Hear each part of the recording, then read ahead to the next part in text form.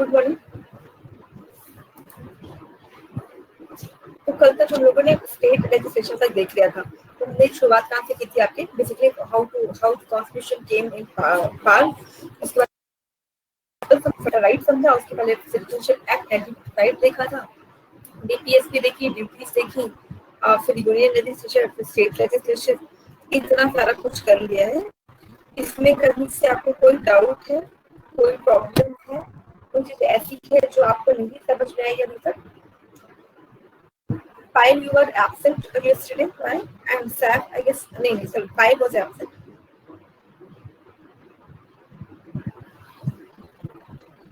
कल वाला बता दीजिएगा, क्या बताते हैं? मतलब क्या प्रॉब्लम है कल वाले में? क्या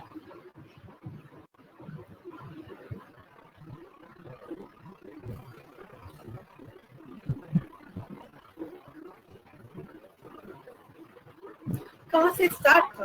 तो हम लोगों ने बेसिकली स्टेट लेजिस्लेशन से शुरू किया था। तो आपको बाद में कवर तो करा दिया था कि हाँ लेक्चर पूरा नहीं शो हो रहा, तो आपको कवर करा दिया था ना कि लेजिस्लेटिव असेंबली से हमने बेसिकली शुरू किया था। और आप लोग जब ज्वाइन किए थे तो लेजिस्लेटिव काउंसिल पे थे, लेजिस्लेटिव असेंबली में आपको रिकॉर्ड तो करा ही दिया था पूरा, उसमें कोई डाउट है आपको? फिर गवर्नर तक, मतलब लेजिस्लेटिव असेंबली कौन करता है? लेजिस्लेटिव असेंबली, लेजिस्लेटिव काउंसिल और गवर्नर, तो ये सारा कुछ तो कवर कर ही गया था। इतने में कोई डाउट है? गवर्नर के बारे में बताएंगे? Who can tell me each and everything, each and you can order about governor? Governor का पावर कहाँ से? quorum. What about quorum? अच्छा, quorum का मतलब होता है कि वो मिनिमम नंबर जो रिक्वायर होते हैं पार्लियामेंट की प्रोसीडिंग को करने के लिए, तो जितनी भी स्ट्रेंथ होती है, सपोज कि लोकसभा में quorum क्या होगा, तो लोकसभा की टोटल स्ट्रेंथ दैट इज 545 का 10%. quorum is all about the total strength of the 10%. Minimum voting required, मतलब मिनिमम पर्सन होने चाहिए कि आपकी पार्लियामेंट में सेशन होंगे, पार्लियामेंट की जो मीटिंग है उसको वैलिड करने के लिए 10% ऑफ द टोटल, राइट? तो 545 इज द करंट नंबर, तो 545 का 10% that is 54.5, that means 55 persons are required to validate any session of the parliament, any session of the Lok Sabha. और कोई doubt?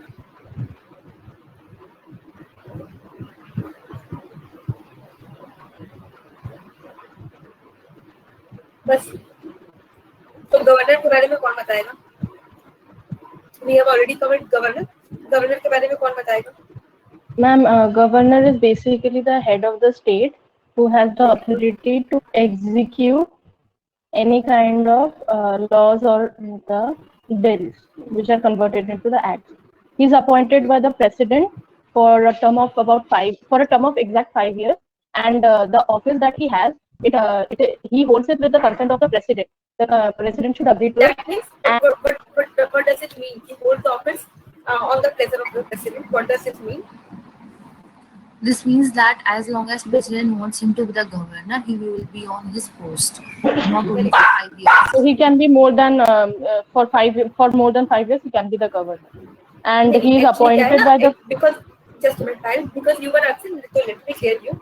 He actually the term of the tenure of the governor is 5 years, but he acts on the pleasure of the president. That means if president wants that this governor should not work beyond up to 5 years, but suppose he has worked just for a year or for 6 months, but the president wants कि now he should be transferred or he should be removed from his post, then the governor can be removed. So that means he can act on the pleasure of the president, but if president wants, he can continue up to 5 years, right? So this is simple.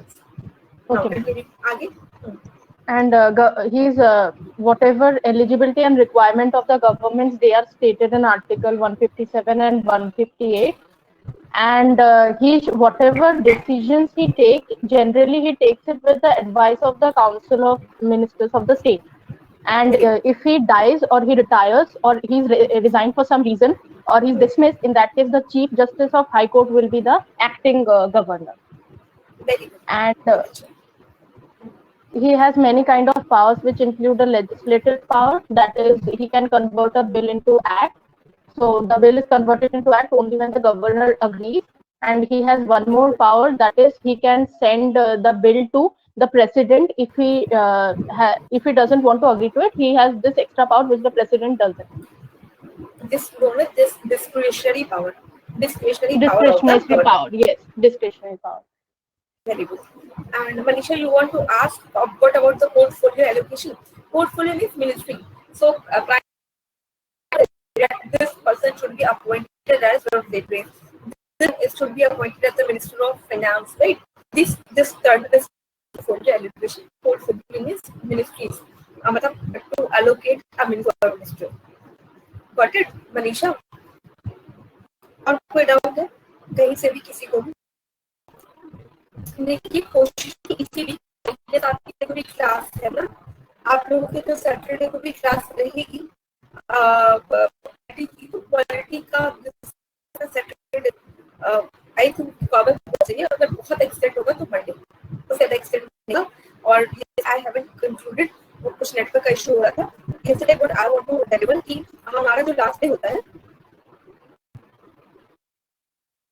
वो break हो रही है बहुत ज्यादा, तो fan of कर ऐसा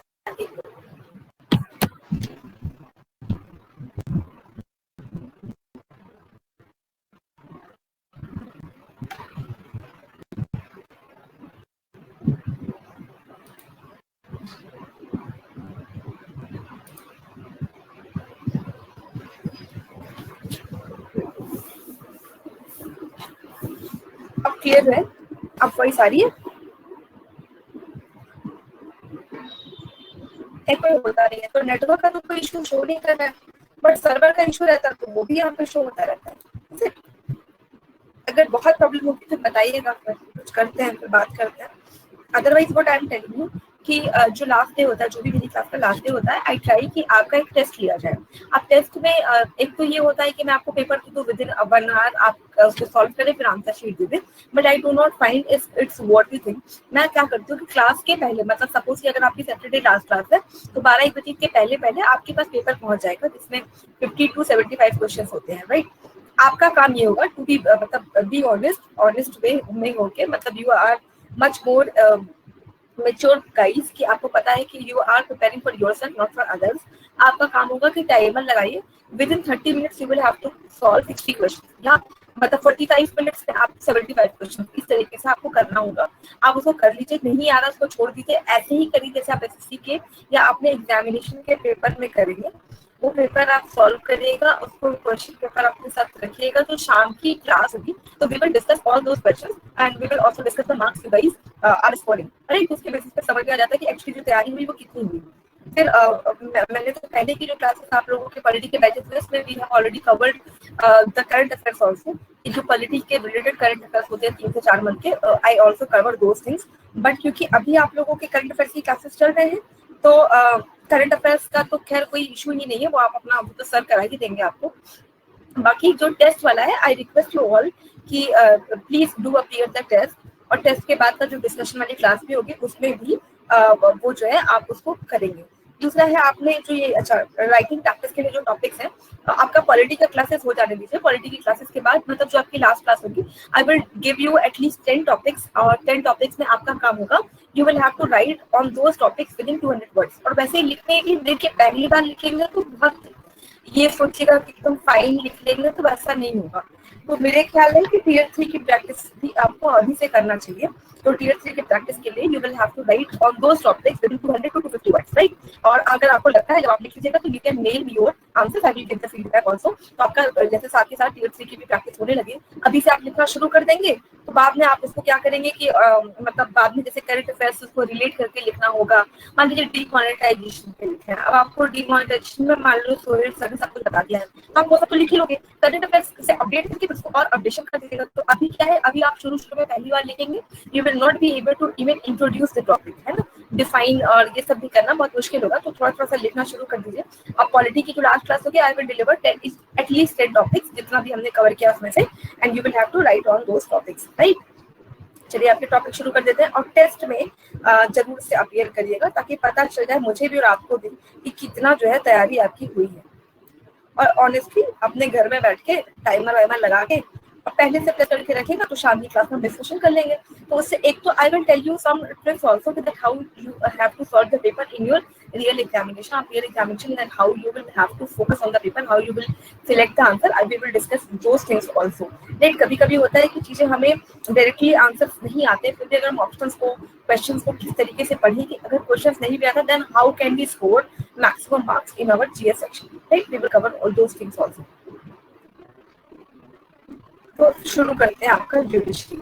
हमने आपका यूनियन एग्जीक्यूटिव और लेजिस्लेटिव, मैंने आपको पहले ही बताया कि we are practising parliamentary democracy overlapping between executive and legislative.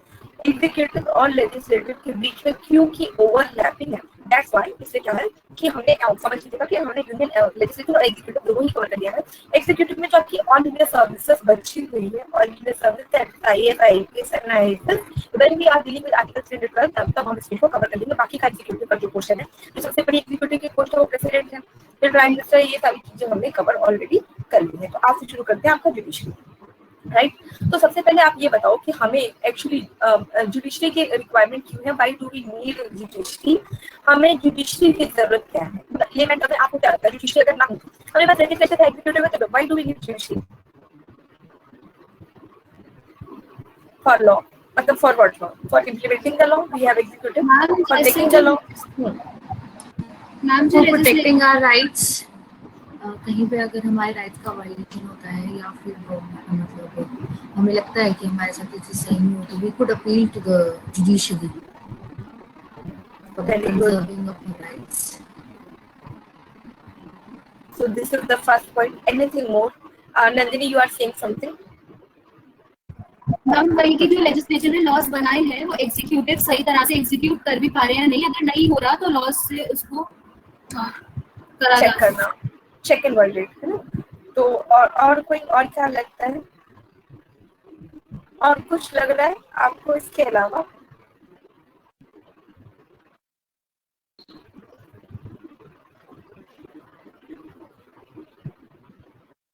To provide justice, okay.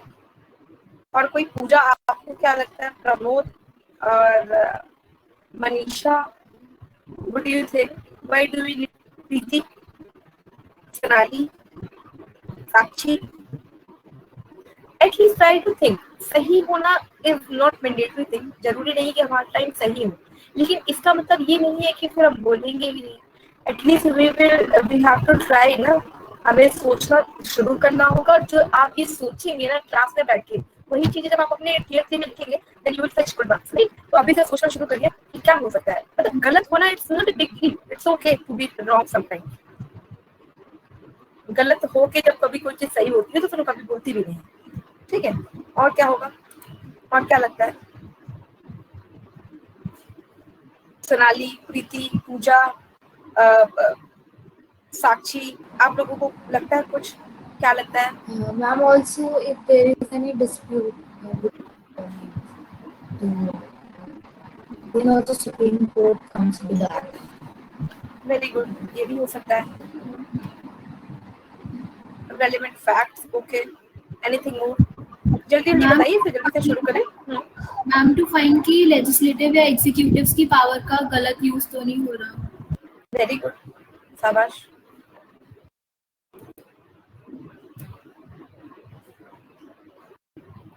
देखिए हमने आपको बताया था कि who is the custodian of our Indian constitution.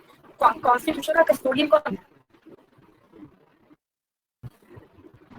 Who is the custodian of our Indian supreme court. तो custodian का मतलब क्या है? कस्टोडियन का मतलब कि जैसे आपके मम्मी पापा है, वो आपके कस्टोडियन है कि आप वैसे तो आपको छोड़ के रखा है कि चलो तैयारी कर लो, बट इन केस कभी आप फेल कर जाते हैं, कभी आप हार जाते हैं, या कभी आपकी सच में बहुत बड़ी विक्ट्री हो जाती है, तो भी आपके कस्टोडियन कौन है? आपको रेगुलेट या आपको पुश करने वाली जो बॉडी वो आपके पेरेंट्स है। सेम सुप्रीम कोर्ट है custodian of the Indian constitution. Indian constitution को हमारे कॉन्स्टिट्यूशन मेकर ने बहुत ही मतलब इतने सारे सोर्सेस लिए, इतने सारे उसको मिला के बनाया। इन केस कभी कोई चीज according to the constitution of India नहीं होती, उसको चेक एंड रेगुलेट करने की पूरी जिम्मेदारी रही है सुप्रीम कोर्ट के ऊपर। तो सबसे पहला जो सुप्रीम कोर्ट हमें चाहिए था, वो क्यों चाहिए था कि supreme court is a permanent body. Legislature क्या है? बदलती रहती है। और एग्जीक्यूटिव क्या है कि अगर कानून को इम्प्लीमेंट करने वाले में रिस्पॉन्सिबिलिटी डाल दी जाएगी कि कानून सही हो रहा है या नहीं हो रहा है, तो कभी अपने आप को गलत बताएंगे ही नहीं। इसी वजह से हमें एक सेपरेट परमानेंट बॉडी चाहिए थी जो हमेशा जो हमारा जो इंडियन कॉन्स्टिट्यूशन है उसको प्रोटेक्ट करे, है ना। प्लीज अनम्यूट कर दीजिए, नंदिनी अनम्यूट कर दीजिए। अब दूसरी चीज क्या है कि अब देखो हमने क्या पढ़ा था कि we have fundamental rights as a citizen of India, we have fundamental rights, but in case कि we are not able to exercise our fundamental right, then where we can move to the Supreme Court of India and Supreme Court of India will provide writs, right? Second third thing क्या है, review का power. मान लो कि कोई चीज कोई law आपने parliament में बनाया, प्रेसिडेंट के पास गया कि प्रेसिडेंट आप इसको साइन कर दो, पर प्रेसिडेंट देखो जो लेजिस्लेचर है और जो एग्जीक्यूटिव है उनको कानून की समझ हो ये जरूरी नहीं है। क्यों? क्योंकि लेजिस्लेचर में हम क्या करते हैं, अपना वोट कास्ट करते हैं। तो हो सकता है कि कोई पर्सन हो जिसने सिर्फ 12th पास किया हो, जैसे आपकी स्मृति ईरानी, कोई पर्सन हो जिसकी आपका सिर्फ ग्रेजुएट हो, जैसे आपके प्रकाश जावड़ेकर साहब, या हो सकता है कोई वो आपका वो IIT हो जैसे आपके मनोहर पर्रिकर, हो सकता है कि कोई पढ़ा लिखा ही ना हो जैसे आपके लालू यादव। तो इसमें क्या है कि इनके पास एक्सपर्टीज का जो है वेरिएशन होता है, लेकिन हमारे यहाँ हर चीज कॉन्स्टिट्यूशन से चलती है। तो इसका मतलब क्या हुआ, we will have to be in the frame of the law, हमें लॉ के फ्रेम में रहना है। तो हमें कौन बताएगा कि ये पर्टिकुलर चीज अकॉर्डिंग टू द लॉ है या नहीं।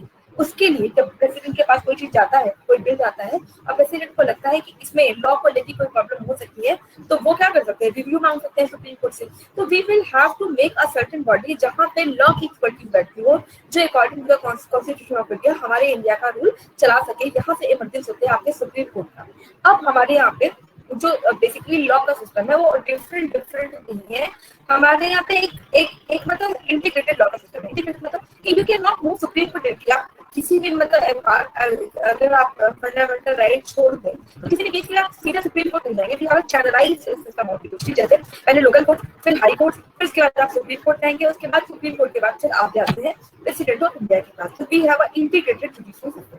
अब इस इंटीग्रेटेड जुडिशियल सिस्टम का सबसे एपेक्स पावर क्या है, इसीलिए आप न्यूज़पेपर में पढ़ते हो, उसमें कहता है एपेक्स कोर्ट। एपेक्स कोर्ट मतलब इस इंटीग्रेटेड जुडिशरी की जो सबसे ऊपर की बॉडी है, सबसे टॉप मोस्ट बॉडी है, that is the supreme court of India. Supreme court of India is the highest authority of law providing body. तो अभी अगर आप सुप्रीम कोर्ट का कॉम्पोजिशन देखिए, जो सुप्रीम कोर्ट की बिल्डिंग है ना, ये बिल्कुल आपके वो जो होता है ना मेजरमेंट के लिए, क्या कहते हैं उसको, तराजू।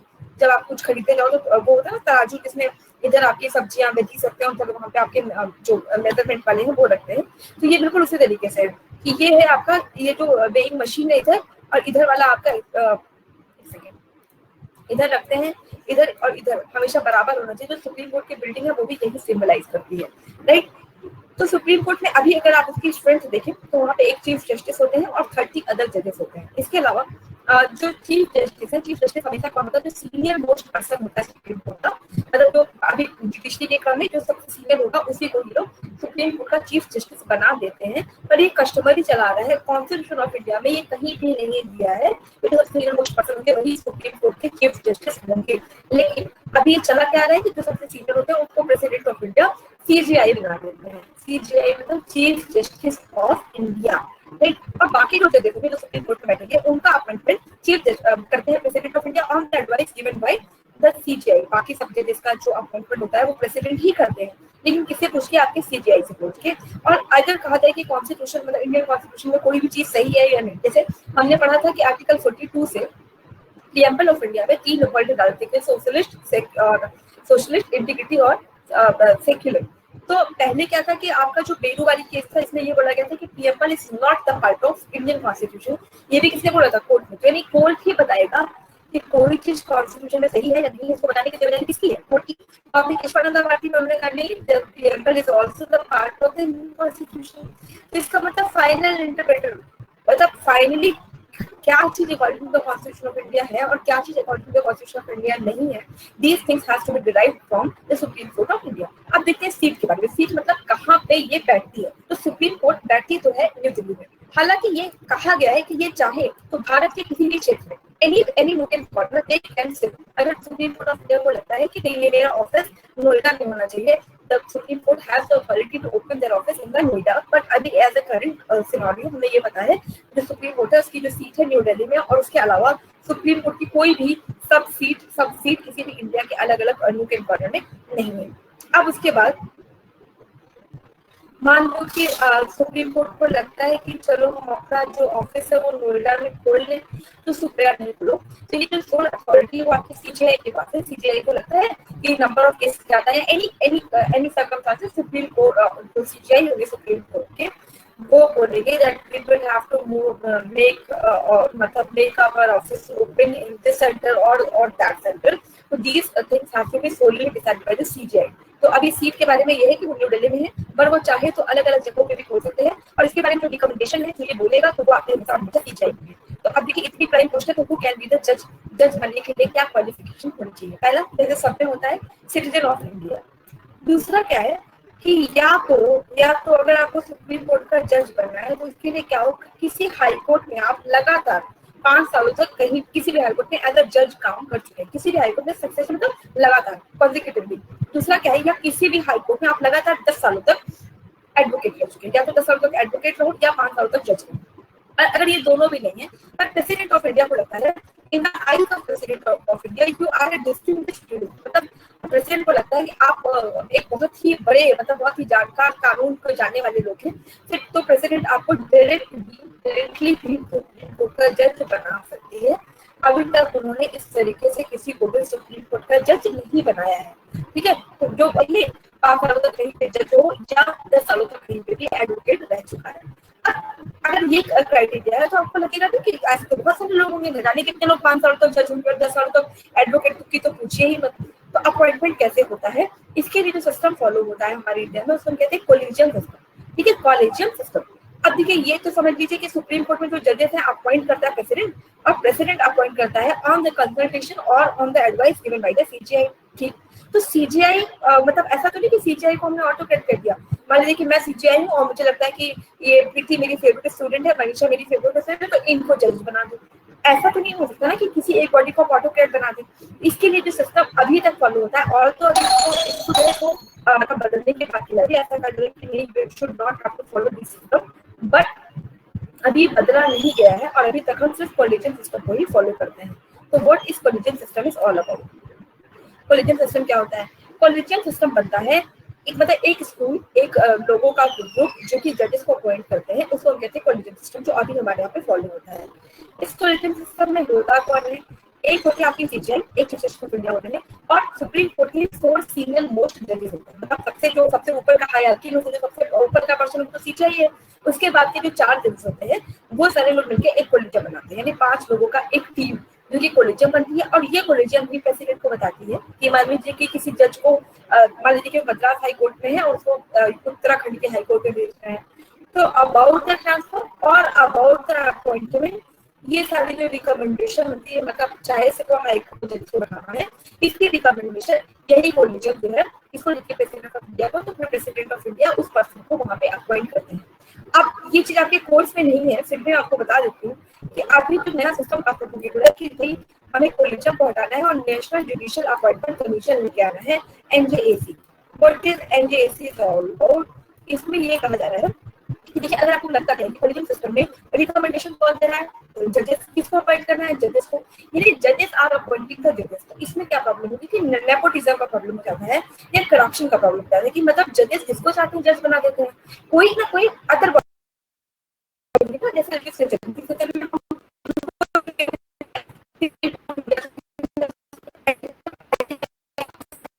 जो बनते हैं। लेकिन ये क्या है, जजेस आर अपॉइंटेड द जजेस, तो इट्स नॉट। अभी ये कहा जा रहा है कि एनजेएसी जाओ, और एनजेएसी में क्या होगा कि एक टीम बनेगी जैसे अपार्ट फ्रॉम जजेस लेजिस्लेचर के भी कुछ मेंबर आएंगे।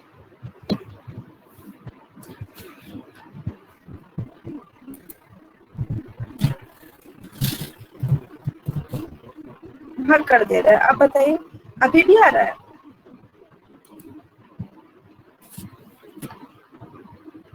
ठीक है, देखिए एनजेएसी का मतलब क्या है कि मतलब क्या हो रहा है कि जो है अगर आप लेजिस्लेचर में देखो तो लेजिस्लेचर में कौन लोग बैठते हैं जिनको पब्लिक ऑफ इंडिया यानी पीपल ऑफ इंडिया वोट देती है। एग्जीक्यूटिव में कौन लोग जैसे IAS IPS they have to follow through, मतलब they can get a post वो प्रॉपर मेरिटोरियस सिस्टम जो मेरिट को होल्ड करेगा वही जाके आईएएस आईपीएस बनेगा। But C in the judiciary that जजेस आर अपॉइंटिंग द जजेस, तो it can promote the nepotism, यानी इससे क्या हो जाएगा भाई भतीजावाद होगा, है ना, जिसको मुझे लगेगा मैं उसको जज बनाऊं दूसरी चीज क्या प्रॉब्लम है कि करप्शन का प्रॉब्लम है। तो इस चीज को खत्म करने के लिए एनजेएसी बिल लाया जा रहा है, नेशनल जुडिशियल अपॉइंटमेंट कमीशन, जिसमें ये कहा जा रहा है कि एनजेएसी ले आओ और इसमें जजेस को अपॉइंट नहीं करेंगे, इसमें हम कुछ लेजिस्लेचर के मेंबर्स को भी डालो, एग्जीक्यूटिव के मेंबर्स को भी डालो, जजेस भी रहेंगे, उसके बाद आप जजेस का अपॉइंटमेंट करेंगे। अभी ये चीज रूल में नहीं आई है, अभी भी हम कोलिजियम सिस्टम ही फॉलो करते हैं। तो कोलिजियम सिस्टम के बारे में हमने क्या समझा कि सीजीआई होते हैं और 4 सीनियर मोस्ट जजेस होते हैं सुप्रीम कोर्ट के, इन्हीं का काम होता है जजेस को अपॉइंट करना, एज वेल एज अगर ट्रांसफर भी करना होगा, प्रमोट करना होगा। कोई जज मान लीजिए कि किसी हाई कोर्ट में उनको सुप्रीम कोर्ट में लाना है, या कोई जज किसी पर्टिकुलर हाई कोर्ट में उनको किसी और हाई कोर्ट में भेजना है, या किसी जज कोई अभी सिर्फ जज है उनको चीफ जस्टिस बनाना है, तो ये सारी की सारी रिकमेंडेशन यही कोलिजियम सिस्टम देती है किसको, प्रेसिडेंट को, और president according to the advice the president appoint the जजेस। कितनी बातें क्लियर हुई, इतना समझ में आया मैम? हाँ मैम एनटीएस की क्या बताया मैम, उसको एक बार रिपीट करिए ना। एनजेएसी मतलब नेशनल जुडिशियल अपॉइंटमेंट कमीशन, अभी ये प्रैक्टिस में आया नहीं, ठीक है। तो अभी कोलिजियम सिस्टम में फॉलो होता है, लेकिन आप देखो कोलिजियम सिस्टम में कौन है, जजेस ही, आप जजेस को अपॉइंट कर रहे हैं, राइट। तो अब यहाँ पे ये कहा जा रहा है कि एनजेएसी बिल लाओ, मतलब ये जो सेंट्रल गवर्नमेंट है ये बोल रही है एनजेएसी बिल लाते हैं, जिसमें अपार्ट फ्रॉम जजेस एग्जीक्यूटिव और लेजिस्लेचर के मेंबर भी रहेंगे, फिर वो लोग रिकमेंडेशन करेंगे कि किसको जज बनाया जाए, ठीक है। आप हर किसी को जज को जज नहीं बनाएंगे, आई वाज सिंपल। तो दिस इज एनजेएसी बिल, अभी ये प्रैक्टिस में नहीं आया है, अभी भी हम मतलब कोलिजियम सिस्टम फॉलो कर रहे हैं, और जुडिशरी इसको बहुत ज्यादा मतलब अगर आप देखिए तो सुप्रीम कोर्ट ने लगातार इस चीज का विरोध किया है, सुप्रीम कोर्ट नहीं चाहती कि एनजेएसी आए। So this is the disputed thing, you will have to focus only on the collegium system, but क्योंकि ये करंट अफेयर्स में है, that's why I have told you. Now got it, I hope I am clear now, am I clear? Yes ma'am. What about the functions कि supreme court of India क्या functions करती है? तो कहना क्या है कि सपोज कोई डिस्प्यूट हो जाए, मान लीजिए कि मेरा और पायल का झगड़ा हो जाए, तो मैं तो चलो लोकल कोर्ट से हम लोग चले जाएंगे, ठीक। सेंट्रल गवर्नमेंट किसी चीज को लेकर डिस्प्यूट हो जाए, मतलब इसका मतलब बेटर नहीं, मान लीजिए कि जो रेलवे है, रेलवे सेंट्रल गवर्नमेंट का सब्जेक्ट है, स्टेट गवर्नमेंट क्या करे, अपनी ट्रेन चला दे, या सपोज करिए कि वहां पे स्टेट गवर्नमेंट मना कर दे कि मेरे यहाँ से जो रेल की पटरियां है वो नहीं जाएंगी, तो there will be a dispute emergence, मेरा एक डिस्प्यूट इमर्ज जाएगा। तो इस डिस्प्यूट का जो निपटारा वो कौन करेगा? अगर कोई dispute between the central government और द स्टेट गवर्नमेंट होता है, तो उसको हमेशा और हमेशा सुप्रीम कोर्ट ऑफ इंडिया ही सुनती है। फिर दूसरा कोई डिस्प्यूट, मान लीजिए यूपी और बिहार आपस में झगड़ा कर ले, ठीक, या कि गंगा जो रिवर है वो हमारे जाएगा, लेके स्टेट का भी आपका और हमेशा सुप्रीम कोर्ट करता है। क्या हो गया, यूनियन और के भी प्रेशर, वो स्टेट और स्टेट के भी प्रेशर होता है, वो supreme court of India here करता है। थर्ड थिंग क्या है कि हमारे यहाँ पे इंटीग्रेटेड जुडिशियल सिस्टम होता है।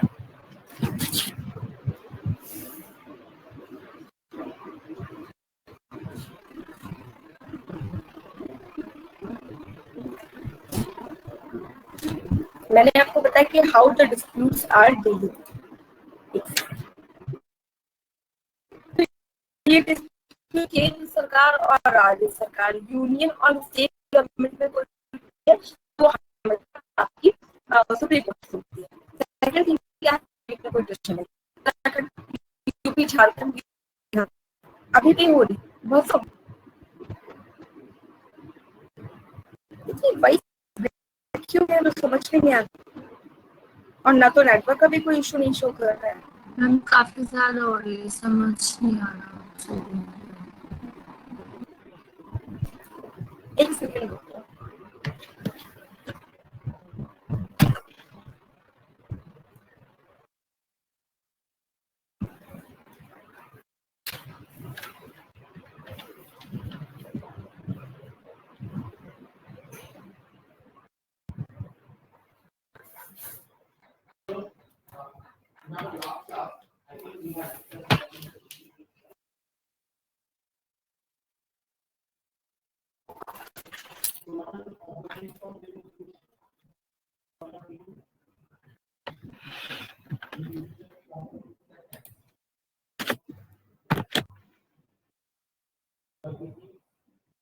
एक बार आप कंफर्म कर दीजिए, is that audible properly? Is that audible? Yes, ma'am. Okay, so we have covered about the functions of the supreme court कि सुप्रीम कोर्ट क्या क्या फंक्शन करती है। तो पहला कि कोई भी डिस्प्यूट अगर यूनियन गवर्नमेंट और स्टेट गवर्नमेंट के बीच में होगा, जैसे मैंने आपको रेल का एग्जांपल दिया, ट्रेन का एग्जांपल दिया कि ट्रेन तो सेंट्रल गवर्नमेंट का सब्जेक्ट है, लेकिन अब ट्रेन हवा में थोड़ी उड़ी थी, वो the train should have to be pass from the states also. But कभी स्टेट ऐसा करे कि नहीं हमारे यहाँ से कोई ट्रेन नहीं जाएगी, अपना ट्रेन जहाँ से मर्जी हो वहां से लेके जाओ। तो in that case dispute emerges between the state and the union, then that dispute should be hear by the supreme court of India. Second कि अगर कोई डिस्प्यूट या कोई कॉन्फ्लिक्ट स्टेट और स्टेट के बीच में होता है तो वो भी और हमेशा हमेशा आकर सुप्रीम कोर्ट ही सुनता है। थर्ड थिंग क्या है कि मैंने आपको बताया that we have a integrated judiciary, हमारे पास इंटीग्रेटेड जुडिशरी है, राइट। सपोज मैंने किसी का हाथ काट दिया है, अब मेरे को तो जेल हो गई, ठीक है। अब मैंने जानबूझ के निकाला, मेरे पर एलिगेशन है मैंने किसी का हाथ नहीं कटा है, बट जब हाथ कटा था तो मेरे हाथ में वो नाइफ थी जिससे उसका कटा है हाथ। तो अब इसका क्या मतलब है कि मेरे को तो वो लोग जेल में बंद कर देंगे। अब हाई कोर्ट ने कहा कि नहीं नाइफ इसी के पास थी, तो basically she is the culprit. तो ये this is the criminal case. Criminal और सिविल का मतलब क्या होता है, जहां पे फैमिली मेंबर इन्वॉल्व हो, जहां पे किसी का ऐसा लॉस ना हुआ हो जिसका मतलब इसको रिकवर करना एक मतलब पॉसिबल ना हो। सपोज किसी की जान चली गई, अब आप उसको रिकवर नहीं कर सकते है ना, तो these case are criminally recovered. जैसे कि मान लो कि मैंने आपके घर को चोरी कर दी, मेरे पर फाइन लगा, तो मैं धीरे धीरे करके आपका पैसा वापस कर दूंगी। तो these things are known as civil cases, right. Civil and criminal का मतलब आपको समझ में आया। तो सिविल और क्रिमिनल में केसेस में सपोज कि I am appealing in high court कि मालिक माय बाप मैंने जो है किसी का मतलब I haven't perform this kind of act, let me see, but high court को लगता है नहीं that I am the culprit. अब इसके बाद क्या है, मान लो कि हाई कोर्ट ने बोला कि इनका हाथ इन्होंने basically she has chopped the hand of this person, तो इसको या तो हैंग कर दो या बोले कि मान लो इनका भी हाथ काट दो। तो इसमें क्या होगा कि मैं फिर कहां जाऊं, I will have to go to the supreme court of India because there is a integrated judicial system. कि अगर सिविल एंड क्रिमिनल केसेस में अपील का मतलब होता है, अपील मतलब होता है कि अगर मैंने हाई कोर्ट में मुझे मान लो कि जस्टिस नहीं मिला है और मुझे लगता है कि मेरे साथ अन्याय हो रहा है, तो मैं अपील कर सकती हूँ। अपील करूंगी कहाँ पे, सुप्रीम कोर्ट में, कि नहीं लेट मी हियर, प्लीज मेरी बात भी आप सुन लीजिए, बिकॉज आई हैवंट डिड मतलब perform this kind of crime और दिस काइंड ऑफ एक्ट। तो पहला हो गया dispute about the union and state, second state and state, third क्या है सिविल एंड क्रिमिनल जो अपील्स होते हैं वो भी फिर आपके सुप्रीम कोर्ट ऑफ इंडिया में होते हैं। फोर्थ क्या है, क्या समझिए, थर्ड क्या है, थर्ड ये है कि अगर कोई मतलब बिल है प्रेसिडेंट ऑफ इंडिया के पास है, जैसे मैंने आपको पहले ही बताया था कि प्रेसिडेंट ऑफ इंडिया जब किसी बिल को अपना साइन कर देंगे, अपनी कंसेंट कर देंगे, only in that cases the bill will become the act. But president of India को सपोज ऐसा लगता है कि क्या इसमें आने वाले टाइम में कि कुछ लॉ को लेके इशू ना हो जाए, तो प्रेसिडेंट क्या करते हैं, आप कोर्ट की ओपिनियन लेते हैं कि according to the constitution of India ये बिल है या नहीं। अगर प्रेसिडेंट ऑफ इंडिया को लगता है तो ये बोलेंगे, प्रेसिडेंट ऑफ इंडिया बिल को सुप्रीम कोर्ट को दे देंगे, सुप्रीम कोर्ट बताएगी कि हाँ इसमें बेसिकली कानून को लेकर कोई इशू है या नहीं। तो पहली चीज आप ये याद रखिएगा कि प्रेसिडेंट ऑफ इंडिया किसी बिल से सुप्रीम कोर्ट की राय ले या ना ले, ये उनका मतलब बेसिकली उनकी पावर है। अगर वो चाहे तो उनसे पूछ सकते हैं, वो नहीं चाहे तो इट्स ओके। सेकंड थिंग ये है कि मान लो कि सुप्रीम कोर्ट ऑफ इंडिया के पास वो बिल चला गया और सुप्रीम कोर्ट ऑफ इंडिया ने को लगा कि इस बिल में ये चीजें नहीं, मतलब this things are not according to the law, तो सुप्रीम कोर्ट ऑफ इंडिया वो प्रेसिडेंट को भेज देगा। तो उसको मानना या ना मानना ये भी प्रेसिडेंट के कंसेंट पर डिपेंड करता है। इसका मतलब ये नहीं है कि अगर सपोज कोई बिल मतलब सुप्रीम कोर्ट ऑफ इंडिया बोलती है कि ये चीजें गलत है, उसको मानो या ना मानो, this is the sole right जो कि आपके प्रेसिडेंट के पास है, उसको मानना या ना मानना प्रेसिडेंट के डिसीजन पे बेस्ड है। एंड थर्ड इम्पोर्टेंट थिंग कि कोई बिल है जो सुप्रीम कोर्ट ऑफ इंडिया के पास प्रेसिडेंट ने भेजा कि सर आप बता दो इसमें मतलब ऐसा करें या ना करें, उसको बताना या ना बताना भी सुप्रीम कोर्ट के बिल पे डिपेंडेंट है। जरूरी नहीं है कि प्रेसिडेंट पूछेगा आके सुप्रीम कोर्ट को बताना ही बताना, उनको लगता है नहीं बताना चाहिए तो नहीं भी बता सकते हैं। आई पसंद है। तो मतलब थर्ड जो इम्पोर्टेंट थिंग है वो तो ये है कि प्रेसिडेंट किसी भी रिट को या बिल को रिफर कर सकते हैं सुप्रीम कोर्ट ऑफ इंडिया के पास। और जो लास्ट थिंग है वो हमने क्योंकि फंडामेंटल राइट में पढ़ा है कि फंडामेंटल राइट हमें कौन देता है, स्टेट। पर अगर स्टेट मुझे फंडामेंटल राइट नहीं देता है या in case I am not be able to exercise my fundamental right, then I can go to the supreme court of India and Supreme court of India will issue writ which we have already covered in article number 32, right. We have already covered in article number 32 that Supreme court of India can give writ. यही ना कि Ritz है, Ritz मतलब कि जो आपका जो Ritz है, रिट्स का मतलब कि अगर इन केस अगर मैं अपना फंडामेंटल राइट एक्सरसाइज नहीं कर पा रही तो मैं सुप्रीम कोर्ट ऑफ इंडिया चले जाऊंगी। यही वाला सेफ या कुछ और आप पूछ रहे हैं? तो अब क्लियर हुआ रिट्स का मतलब, इट कैन इशू रिट्स। अब लास्ट है टेन्योर, कि कोई हमारे इतने टीडियस प्रोसेस है, आप जज बन गए तो कब तक के लिए जज रहेंगे? तो सुप्रीम कोर्ट ऑफ इंडिया में कोई पर्सन अगर जज अपॉइंट होता है तो एट द एज ऑफ 65 वो जज रहेगा, और हाई कोर्ट में यही चीज 60 हो जाती है। This is the simple difference between the supreme court and high court, बाकी कोई डिफरेंस नहीं है सुप्रीम कोर्ट और हाई कोर्ट में। सिर्फ इतना है कि वो 65 ईयर्स तक रहते हैं और जो हाई कोर्ट के मेंबर्स होते हैं वो 62 तक रहते हैं। अब मान लो कि अब आप कहीं के जज थे, ठीक है, जज वज थे, और मान लो कि सुप्रीम कोर्ट के लेट से आप जज थे, तो क्या after the retirement can you hold any post, है ना? ये भी तो है कि मान लो कि आप रिटायर हो गए, जैसे आपके ऑनरेबल पी सदाशिवम थे, तो he was the CGI of मतलब चीफ जस्टिस ऑफ इंडिया थे। उसके बाद फिर उनको क्या बनाया था? केरल का गवर्नर। तो अभी इसको भी मतलब ये सारी चीजें बेसिकली जो डिस्प्यूट है वो एसएससी के सिलेबस में नहीं है, यानी पॉलिटी या पॉलिटिक्स के गवर्नेंस का कोई भी इशू नहीं है। फिर भी आप ये जान लीजिए, आपकी नॉलेज के लिए आई एम टेलिंग यू कि बेसिकली क्या था, ये सुप्रीम कोर्ट के जजेस का के साथ कोई भी बाइंडिंग नहीं है। मतलब after the office, after the retirement you can hold any post, है ना? आपको कोई और पोस्ट भी दी जा सकती है।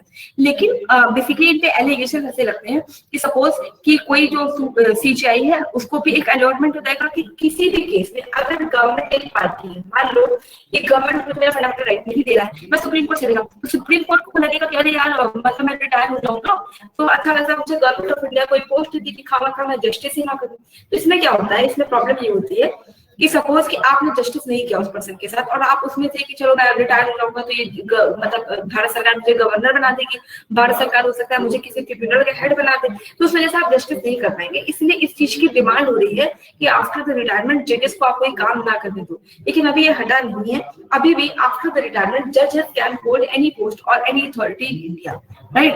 अब ये तो हो गया आपका जजेस के बारे में।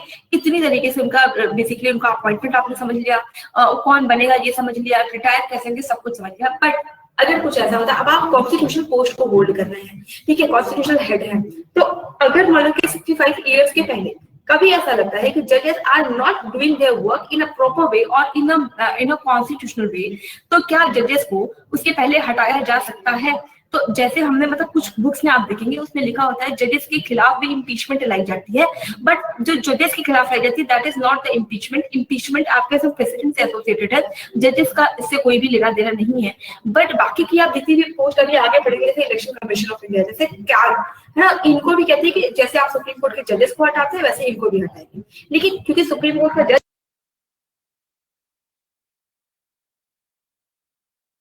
नहीं कहते हैं, याद रखिएगा।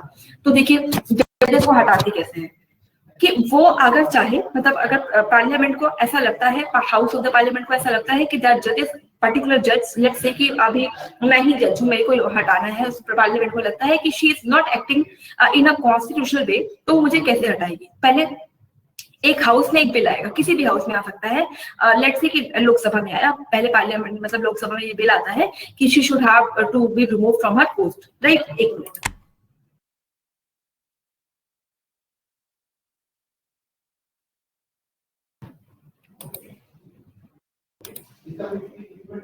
am I audible guys?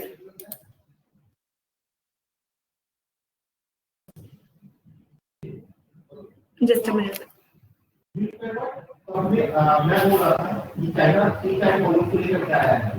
और ये जो स्लाइड है क्या वो आपको विजिबल है? स्लाइड विजिबल नहीं है, एक मिनट रुको, जस्ट अ मिनट। अब तो मेरे को इतनी फ्रस्ट्रेशन होती है कि लगता है कि अब भाई इंस्टीट्यूट खोल ही दो, पता नहीं कभी कोविड खत्म होगा और हम का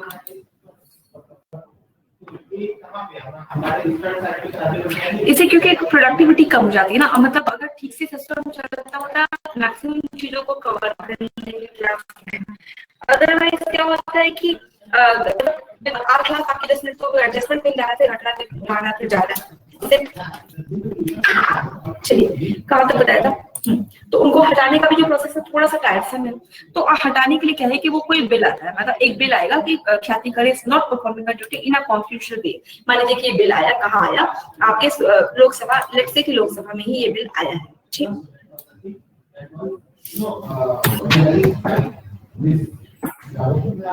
यही वाला था स्लाइड। ये क्वेश्चंस कर लिए आप लोगों ने शीट के? ये तो शायद कल आप लोगों के साथ ही कर लिए थे ना। ठीक, अब वो बिल आया कहाँ पे, लोकसभा में। लोकसभा को लगा कि भाई एकदम सही बात है और उनको हटाना चाहिए। अब ये बिल पास होगा, लेकिन ये बिल पास कैसे होगा, बाय द स्पेशल मेजॉरिटी, मतलब at least 2/3 members have to be agree that this person has to be removed from her or his post, right? तो 2/3 यानी 2/3 मेंबर्स इसको एग्री करेंगे कि हाँ इनको इनकी पोस्ट से हटाया जाए। पहली बात तो ये, फिर वो राज्यसभा में जाएगा, राज्यसभा में भी उस पर्टिकुलर बिल को 2/3 मेजोरिटी से पास होना जरूरी है, यानी 2/3 मेजोरिटी से आपका लोकसभा भी पास करेगा और 2/3 मेजोरिटी से आपकी राज्यसभा भी उसको पास करेगी, राइट। जब ये दोनों बिल 2/3 मेजोरिटी से पास हो जाता है, फिर इसको प्रेसिडेंट भेजा जाता है। फिर जब प्रेसिडेंट इसको अपनी साइन दे देते हैं, तो जो जजेस है, जजेस को अपने से वो नहीं हटते, फिर जो प्रेसिडेंट ऑफ इंडिया है, क्योंकि उसने जज को अपॉइंट किया था, तो president of India will remove that particular जज फ्रॉम हिज पोस्ट। आई बात समझ में? जब प्रेसिडेंट के अगेंस्ट हम इम्पीचमेंट लेके आए थे, तो प्रेसिडेंट अपने आप अपनी पोस्ट से हट जाता है। जब बिल लोकसभा और राज्यसभा में पास हो जाएगा, तो प्रेसिडेंट अपने आप अपनी पोस्ट से हट जाएगा, क्योंकि प्रेसिडेंट के ऊपर तो कोई अथॉरिटी है नहीं जिसको रिमूव करे। लेकिन जजेस के ऊपर क्योंकि प्रेसिडेंट है, तो लोकसभा, राज्यसभा और प्रेसिडेंट जब अपनी कंसेंट दे देते हैं, तो प्रेसिडेंट उस पर्टिकुलर पर्सन को उनकी पोस्ट से रिमूव कर देते हैं। अब देखिए, लगभग जो प्रोसीजर है वो सिमिलर ही है, मतलब हमने प्रेसिडेंट में भी यही पढ़ा था कि 2/3 मेजोरिटी से बिल पास होना चाहिए। अब जजेस में भी यही चीज है कि 2/3 मेजोरिटी से बिल पास होना चाहिए, इसलिए हम इसको इम्पीचमेंट कह देते हैं, although it is not an impeachment at all. यहाँ पे क्या है कि पूरी तरीके से बस बिल आता है। अभी भी ऑडिबल नहीं है क्या? What happened? Is that audible or not? Audible. अब जजेस को आप हटाओगे क्यों? तो जजेस को केवल दो नहीं, इट कांट बी। देखिए, हमारे यहाँ पे जो मैक्सिमम पावर है वो प्रेसिडेंट को नहीं दी गई है। प्रेसिडेंट को आपको मैंने पहले ही बताया था कि जो वीटो पावर है, वीटो पावर भी प्रेसिडेंट कब लेके आते हैं, जब लोकसभा राज्यसभा से कोई बिल चला जाता है तब, ठीक है। अब अगर ऐसा लगता है कि वो जेबी वीटो वगैरह लगा दे, तो वो लगा सकता है, जेबी वीटो पॉकेट वीटो लगा सकता है, लेकिन जजेस के केसेस में ऐसा नहीं होता है ना, कि आप प्रॉपर चैनलाइज मैनर 2/3 मेजॉरिटी से वो पास हुआ है, तो अभी तक तो ऐसा कभी देखा नहीं गया है। सेकंड थिंग कि ऐसा नहीं करेंगे जो प्रेसिडेंट ऑफ इंडिया है, तो प्रेसिडेंट ऑफ इंडिया को क्या करेंगे, जजेस को भी मौका दे सकते हैं, आप भी अपने अगेंस्ट बोल सकते हैं, अपने फेवर में अगर आपके कुछ पॉइंट्स है तो वो बता सकते हैं। बट ये हो सकता है कि जो प्रेसिडेंट ऑफ इंडिया एक बार बिल को वापस कर दे रिकंसिडरेशन के लिए, ठीक है, रिकंसिडरेशन के लिए वो वापस कर सकते हैं अगर वो चाहे तो। जेबी वीटो अभी तक तो खैर कभी नहीं लगाया, बट क्योंकि ये अपॉइंटमेंट पोस्ट है ना, this is not a post related to any bill जो कि लॉ बनने वाला है, ये तो अपॉइंटमेंट की पोस्ट है, राइट? Got it Shivam? अब अगर आपको मान लीजिए कि जजेस को हटाना है, तो जजेस को हटाने के लिए केवल और केवल दो तरीके कि आप इम्पीचमेंट, ऐसा नहीं है कि मतलब जजेस को हटाने के लिए मेरा मन किया, ऐसा मतलब अंदर से फील हो रहा है कि अब चलो कुछ तो करें, पार्लियामेंटेरियन वैसे भी कुछ नहीं करते, तो ऐसे अंदर से फील हो रहा है कि चलो एक काम करते जजेस को हटा देते हैं, ऐसे ही नहीं हटा सकते। केवल और केवल दो कैटेगरी है जब जजेस are not according to these two categories. पहला, प्रूवन मिसबिहेवियर, मतलब उनका जो मिसबिहेवियर है वो पूरे सुप्रीम कोर्ट या पूरे मतलब मीडिया या समझ लीजिए कि जो मिसबिहेवियर उन्होंने कुछ कहीं पे भी मिसबिहेव किया है और वो प्रूव हो गया है, तब आप बिल ला सकते हैं। और जो जजेस है वो इनकैपेसिटी उनके प्रूव हो जाए। इनकैपेसिटी मतलब द जजेस are not be able to give और to deliver the justice, right? अब मान लीजिए कि वो पागल हो जाए या उनकी तबीयत खराब हो गई है, या मतलब उन्होंने जानबूझ के कहीं ऐसा किया है कि वो उससे प्रूव हो रहा है कि is not according to the constitution of India, यानी उनका मिसबिहेवियर प्रूव हो जाए या उनकी इनकैपेसिटी प्रूव हो जाए, तभी और केवल तभी आप जो है मतलब आप नहीं, मतलब तभी और तभी केवल लोकसभा या राज्यसभा उनके अगेंस्ट बिल ला सकती है, और दोनों ही हाउसेस से वो बिल 2/3 मेजॉरिटी से पास होना चाहिए, तभी जो है सुप्रीम कोर्ट से जो जज है वो अपने मार्क्स कोर्ट से हटे। I think I clear now, इधर ही now then you can ask, हम आगे बढ़ते हैं। कोई doubt supreme court of India से लेके? मैम भी क्वेश्चंस नहीं किए करेंगे अभी, नहीं, ये क्वेश्चन ये क्वेश्चन आप कर लीजिए पहले, इसके बाद फिर हम आगे करेंगे। कर 10 क्वेश्चन तो बताइए। Council of Ministers is collectively responsible to prime minister.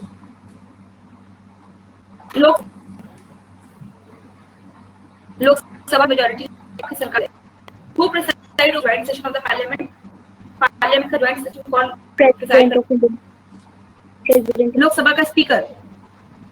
Joint session हमेशा हमेशा बुलाते प्रेसिडेंट है, प्रिसाइड हमेशा लोकसभा का स्पीकर करता है। बुलाए मतलब कि लोकसभा का कराने तो बुलाते उसकी इसका चेयरमैनशिप कौन देखता है, तो चेयरमैनशिप हमेशा हमेशा लोकसभा का स्पीकर देखता है।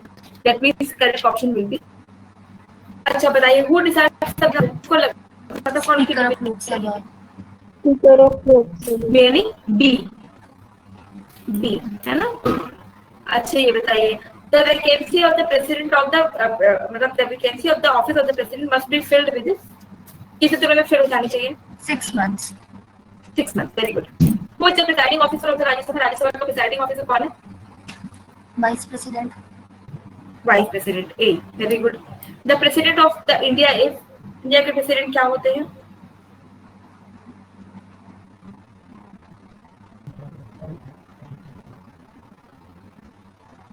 ए head of the state. Government का जो हेड है वो प्राइम मिनिस्टर होता है, हमने पढ़ा ये गवर्नमेंट मतलब prime minister and the council of minister. A will be the correct option. 7th बताइए money bill can be introduced in the Lok Sabha with prior permission of the president. Very good. Question बताइए who will administer the oath of the office to the person who is taken over as president, मतलब जो भी president को basically शपथ कौन दिलाता है, यानी बी है ना। जज बताइए the final authority to interpret our constitution is the Supreme Court. Supreme Court। D state governor is appointed by president of India। President अब बताते हैं jurisdiction of the Supreme Court। jurisdiction का मतलब क्या है कि कहाँ पे सुप्रीम कोर्ट बेसिकली काम करती है। तो पहला है इसका ओरिजिनल jurisdiction। ओरिजिनली मतलब ओरिजिनल jurisdiction का मतलब कि ये केस तो सिर्फ और सिर्फ सुप्रीम कोर्ट ऑफ इंडिया में ही आ सकता है, बाकी जगह नहीं। ओरिजिनल jurisdiction का मतलब होता है कि अगर कोई कॉन्फ्लिक्ट है बिटवीन स्टेट्स एंड दूसरा है कि कोई भी कॉन्फ्लिक्ट है बिटवीन यूनियन स्टेट्स, तो ओरिजिनल jurisdiction का मतलब है कि ये केस केवल और केवल सुप्रीम कोर्ट ऑफ इंडिया ही आपका सुन सकता है। तो पहला होंगे ओरिजिनल jurisdiction। सेकंड है आपका एडवाइजरी जुरिस्डिक्शन। एडवाइजरी मतलब कि प्रेसिडेंट को लगता है कि कोई बिल इसमें कोई चीज अकॉर्डिंग टू द लॉ लिखी है या नहीं लिखा है, तो वो क्या कर सकता है, एडवाइस दे सकता है किससे, सुप्रीम कोर्ट ऑफ इंडिया से। फिर जो supreme court of India president को एडवाइस करता है, इसको हम कहते हैं एडवाइजरी जुरिस्डिक्शन।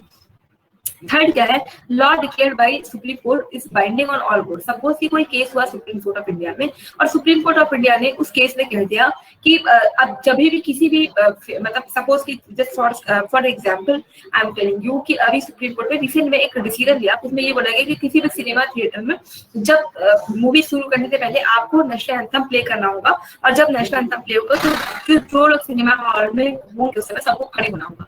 तो ये है तो सुप्रीम कोर्ट का डिसीजन, तो ये क्या सिर्फ दिल्ली में वैलिड होगा, नहीं, ये ऑल ओवर इंडिया में हर जगह पे वैलिड होगा, राइट। तो सुप्रीम कोर्ट ऑफ इंडिया का डिसीजन इंडिया के हर nook and corner as well as all the high court. मान लीजिए कि सुप्रीम कोर्ट ने ये बोल दिया कि नॉनवेज, अब पूरे इंडिया में सबको नॉनवेज ही खाना है, लेकिन इलाहाबाद हाई कोर्ट बोलते हैं कि नहीं नॉनवेज के साथ आप वेज भी खा, तो ऐसा नहीं।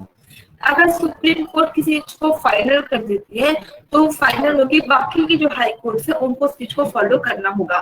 फोर्थ थिंग है कि जो सुप्रीम कोर्ट के डिसीजन होते हैं उनको एज अ रिकॉर्ड केस में कि preamble is the part of the constitution, तो अभी ये रिकॉर्डेड है। अगर मान लीजिए मुझे आगे किसी भी मुकदमे में जाना है, मुझे बोलना है कि प्रियम्बल में एक पार्ट और जोड़ दो कि we the people of India, we the SSC people of India, जो लोग एसएससी की प्रिपरेशन कर रहे हैं केवल वही इंडिया के सिटीजन हैं, तो मैं उसके लेके जाऊंगी। तो फिर पहले मैं बताऊंगी कि सर प्रीवियसली आपने बोल के रखा है कि preamble is the part of our Indian constitution, तो उसी चीज का रेफरेंस दिया जाता है। इसलिए सुप्रीम कोर्ट के जो भी डिसीजन है उनको एज अ रिकॉर्ड रखा जाता है, फिर उसी के बेसिस पे जब आगे की बातें होती है तो उसी के बेसिस पे होती है। फिर हाईएस्ट कोर्ट ऑफ अपील है। हाईएस्ट कोर्ट ऑफ अपील का मतलब इंटीग्रेटेड जुडिशरी है। तो अगर आप मतलब लोअर कोर्ट से किसी चीज को लेकर सेटिस्फाई नहीं है तो आप हायर कोर्ट में जाएंगे, हाई कोर्ट से भी आप सेटिस्फाई नहीं है तो जो फाइनल इंटरप्रेटर है वो आपको सुप्रीम कोर्ट है, वहां तक आप हाईएस्ट बॉडी मतलब एपेक्स बॉडी है किसकी, आपके जुरिस्डिक्शन की, मतलब इंटीग्रेटेड जुडिशरी की हाईएस्ट बॉडी आपकी सुप्रीम कोर्ट ऑफ इंडिया, जहाँ पे आपकी सर्विस जा सकती है। और जो लास्ट पावर है वो है रिट जुरिस्डिक्शन, मतलब कि अगर आप अपने फंडामेंटल राइट को प्रॉपर वे में एक्सरसाइज नहीं कर पा रहे हैं तो आप सुप्रीम कोर्ट ऑफ इंडिया जाएंगे। And it should be the responsibility of the supreme court of India कि वो ऐसा मतलब इससे अपने रिट इशू करे जिसकी वजह से आप क्या करें, अपने फंडामेंटल राइट को एक्सरसाइज कर पाए। तो इसको हम कहते हैं ज्यूरिसडिक्शन। सुप्रीम कोर्ट के पावर कहते हैं jurisdiction of the supreme court. Second point है एडवाइजरी जुडिक्शन। एडवाइजरी मतलब कि कोई बिल लाया गया है आपके पार्लियामेंट में और प्रेसिडेंट को लगता है कि बिल में कॉन्स्टिट्यूशन रिलेटेड कोई प्रॉब्लम तो नहीं है, तो एडवाइस दे सकते हैं सुप्रीम कोर्ट ऑफ इंडिया से, और supreme court of India advice देती है, उसी को कहते हैं एडवाइजरी जुडिक्शन ऑफ द सेशन। अब हम कंपैरिजन देख लेते हैं हाई कोर्ट और सुप्रीम कोर्ट का। मीनिंग क्या है? High court is the apex body, state की जो एपेक्स बॉडी होती है वो आपकी हाई कोर्ट होती है। फोर्थ पॉइंट में power to punish for contempt. अच्छा, अगर मान लीजिए कि कोई चीज ऐसा है, मतलब एक तो वो लॉ ऑफ रिकॉर्ड है कि उनके जो भी डिसीजन होते हैं वो रिकॉर्डेड रखे जाते हैं। मानिए सुप्रीम कोर्ट ने बोला कि झूठ नहीं बोलेंगे, है ना, तो ये रिकॉर्ड हो गया। लेकिन अगर आपने झूठ बोल दिया तो मुझे लग रहा है कि चलो अरे आपने तो सुप्रीम कोर्ट की बेइज्जती कर दी, तो कंटेम्प्ट मतलब सुप्रीम कोर्ट के ऑर्डर के अगेंस्ट अगर आप कोई काम कर देते हैं तो उसको कहते हैं कंटेम्प्ट कर दिया। कंटेम्प्ट मतलब बेइज्जती कर दी, सुप्रीम कोर्ट के अगेंस्ट आप गए, this is the power of contempt. फिर सुप्रीम कोर्ट आपको पनिश भी कर सकती है, this is known as contempt, मतलब पावर पनिशमेंट, पावर टू मतलब punish for the contempt. Got it? अब व्हाट इज द कंपैरिजन? अगर मीनिंग देखें तो स्टेट की सबसे बड़ी अथॉरिटी क्या होगी? स्टेट की सबसे बड़ी लॉ अथॉरिटी होती है, एपेक्स बॉडी होती है हाई कोर्ट, लेकिन सुप्रीम कोर्ट होती है एक मतलब कंट्री वाइज देखे तो सबसे बड़ी बॉडी होती है आपकी सुप्रीम कोर्ट। इस समय नंबर ऑफ जो हाई कोर्ट्स है वो 24 है, अभी शायद कुछ बढ़ गए हैं, एक बार आप चेक कर लीजिएगा कि बढ़े हैं या नहीं। और सुप्रीम कोर्ट अभी इंडिया में एक ही है। सुप्रीम देखें तो वो जो सुप्रीम कोर्ट है वो ऑल मतलब ओवरऑल जो मतलब कोर्ट है, और सॉरी जो हाई कोर्ट है तो वो पूरे मतलब स्टेट में उसकी सुपरिटेंडेंस होती है, वो स्टेट में जितने भी डिसीजन होगा वो ले सकता है। लेकिन Supreme Court all over India as well अगर हमको ट्रिब्यूनल बनाओ, ट्रिब्यूनल हमने आपको बताया था पार्ट 14 बात करता है ट्रिब्यूनल। ये ट्रिब्यूनल पता होता है कि ये भी जुडिशल का ही काम करते हैं, लेकिन एक खास काम के लिए ट्रिब्यूनल बनाया जाता है। जैसे मान लीजिए कि वाटर डिस्ट्रीब्यूशन है, तमिलनाडु और कावेरी को लेकर वाटर डिस्ट्रीब्यूशन करना है, तो किसी खास काम के लिए उन्होंने ट्रिब्यूनल बनाया, और जब वो बॉडी बता देती है कि इतना पानी इसका, इतना पानी इसका, तो वहां पे ट्रिब्यूनल का काम खत्म हो जाता है। तो ट्रिब्यूनल बनाने का काम आपके सुप्रीम कोर्ट ऑफ इंडिया के पास है, आपके हाई कोर्ट के पास नहीं है। फिर अपॉइंटमेंट ऑफ जजेस, प्रेसिडेंट अपॉइंट करते हैं जजेस को with the consultation of the CGI, मतलब सीजीआई बताएंगे कि आप इस पर्सन को इस हाई कोर्ट का बना दो, इस पर्सन को इस हाई कोर्ट का बना दो। तो जो मैंने आपको बताया ना कॉलेजियम सिस्टम ही डिसाइड करता है। लेकिन जब आप स्टेट की बात करेंगे तो आपको उस स्टेट के गवर्नर से भी पूछना होगा, वहां का गवर्नर भी, क्योंकि वहां का हेड ऑफ द अथॉरिटी, तो गवर्नर बताते हैं ठीक है आप इनको ये बना दो, और तो पूरा डिसीजन होता है कॉलेजियम करता है। लेकिन अगर सुप्रीम कोर्ट पर बात करें तो सुप्रीम कोर्ट में आपको किसी भी गवर्नर से पूछने की जरूरत नहीं है। Supreme court is the final authority कि कौन बनेगा जज, जज बनाओ योजना, वो सिर्फ जिसको भी सुप्रीम कोर्ट बोल देगा इसको बनाओ, प्रेसिडेंट के पास, तब फिर प्रेसिडेंट ऑफ इंडिया उसको अपॉइंट कर देते हैं एज अ जज। तो इतना हमने समझ लिया हाई कोर्ट सुप्रीम कोर्ट के बारे में। अब है बेसिकली जो आपके सबऑर्डिनेट कोर्ट है जिसको कहते हैं सिविल कोर्ट, क्रिमिनल कोर्ट और रेवेन्यू कोर्ट, वो क्या है जिसमें हमें समझना आईपीसी सीआरपीसी के बारे में। तो ये वाली चीज है, क्योंकि आपका टाइम हो गया और आपके साथ क्लासेस होती है तो ये मैं कवर नहीं कर रही हूँ। बाकी आपका 25 हाई कोर्ट है तो उसको अपडेट कर देगा, 25 हाई कोर्ट है, ठीक है। तो ये हमारा बच्चा है, इसके बाद आपका जो जुडिशरी है वो खत्म हो जाएगी। इसके बाद जो आपकी कुछ कॉन्स्टिट्यूशनल पोस्ट, जैसे आपका अटॉर्नी जनरल ऑफ इंडिया क्या होता है, एडवोकेट जनरल क्या होते हैं, फिर आपका ये इलेक्शन कमीशन क्या होता है, फाइनेंस कमीशन क्या होता है, ये जो टिडबिट्स वाली चीजें फिर उसको पढ़ना है। मेजर पोर्शन आपका आज ही खत्म हो गया है, थोड़ा सा बचा है, बट मुझे लगता है कि क्योंकि आपका टाइम हो गया है तो आपको नहीं लेते हैं। कल आपको इसको खत्म करके जितने भी कॉन्स्टिट्यूशनल पोस्ट है उसको वहां से फिर आगे की क्लास कंटिन्यू करेंगे। आज की क्लास में बस यही था। कोई डाउट होगा then you can ask me by tomorrow, right? तो thanks for the day guys.